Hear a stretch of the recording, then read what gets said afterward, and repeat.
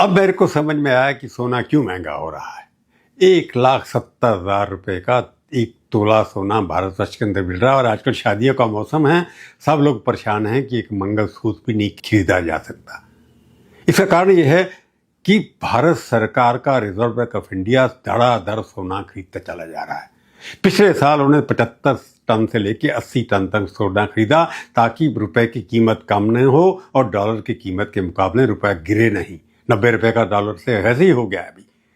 परंतु ये भी लगता है पिछले कई महीनों से विश्व भर के अंदर अमेरिका के खिलाफ एक षड्यंत्र रचा जा रहा है। लामबंदी की जा रही है जिसके मुताबिक डॉलर कम रखें अपने पास फॉरेन एक्सचेंज में, सोना ज्यादा रखें। अमेरिका के पास अभी भी 8,000 टन सोना है जो सबसे ज्यादा है।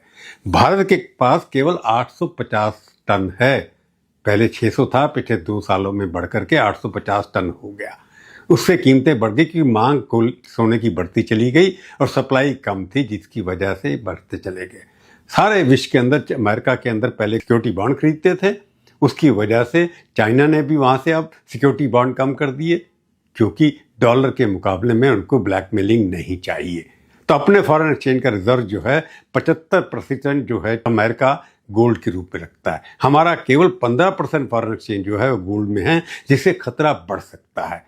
तो गोल्ड के पीछे सरकारें पड़ी हुई हैं जिससे जनता को परेशानी हो रही है। उसका कारण यही है कि अमेरिका के डोनाल्ड ट्रंप धमकियां देकर के डॉलर की कीमत बढ़ाए जा रहे हैं, परंतु भारत के अलावा बाकी सब जगह डॉलर की कीमत कम हुई है क्योंकि हमारे गोल्ड रिजर्व्स कम हैं। इसलिए हम उसका मुकाबला करने में उतने तेज नहीं हैं जितने होने चाहिए थे। इसलिए हमारी सरकार भी गोल्ड खरीदती चली जा रही है।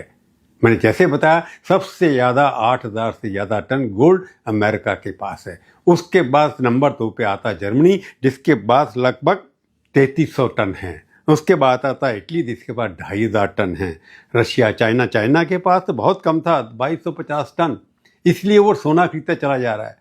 पिछले 1 साल के अंदर चाइना ने भी कई 1,000 टन के करीब 2-3 सालों में सोना खरीदा है क्योंकि वो भी डॉलर में अपना फॉरेन एक्सचेंज नहीं रखना चाहते। ये अंतर्राष्ट्रीय स्थिति में बदलाव के कारण भारत की मिडिल क्लास जो फैमिली है वो अपनी बेटी की शादी के लिए सोना नहीं खरीद पा रही है।